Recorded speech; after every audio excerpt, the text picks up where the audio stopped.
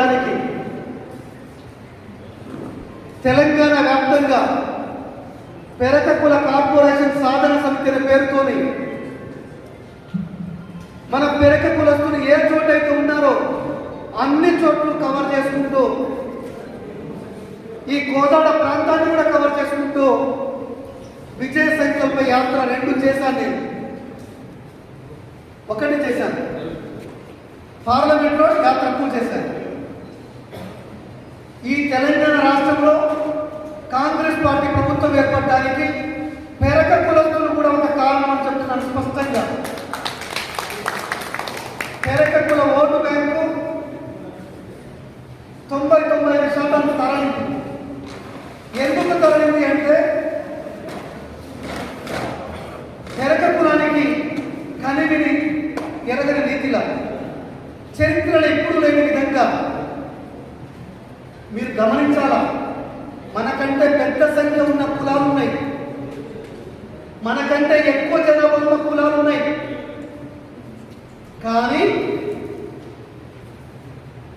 నా కోరిక మేరకు పెరక కులానికి కార్పొరేషన్ ప్రభుత్వం ఏర్పడితే చేస్తాము అని మేనిఫెస్టోలో ప్రకటించడంలో కనుక పెరక కుల కార్పొరేషన్ పదము చేర్చకపోతే నేను ప్రచారం చెయ్యను అనే విషయాన్ని కూడా తెలియపరిచాను. ఎందుకు?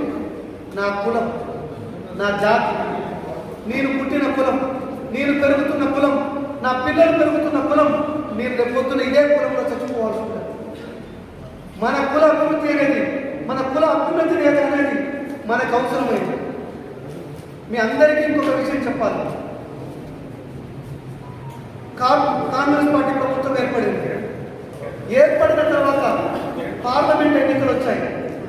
పార్లమెంట్ ఎన్నికలు వచ్చి మొదటి కేబినెట్ సమావేశం జరుగుతుంది, నిర్ణయాలు చేయబోతున్నారు. అప్పుడు కూడా నేను నా కుల కార్పొరేషన్ మేనిఫెస్టోలు పెట్టారు.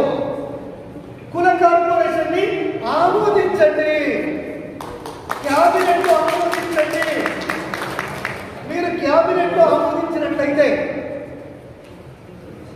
పార్లమెంట్ ఎన్నికల్లో కూడా గ్రామ గ్రామాల తిరిగి మళ్ళా నేను పెరక ఓట్లని సమీకరణ చేస్తాను. ఒకవేళ మీరు ఆమోదించినట్లయితే నేను నా కులం దగ్గరికి పోయినప్పుడు నాకు కూడా గొంతు లేవదు. ఎందుకు అంటే మరి మిగతా కులాల కార్పొరేషన్ మీరు ఆమోదిస్తున్నారు, మరి నా కుల కార్పొరేషన్ కూడా ఆమోదించలేదు.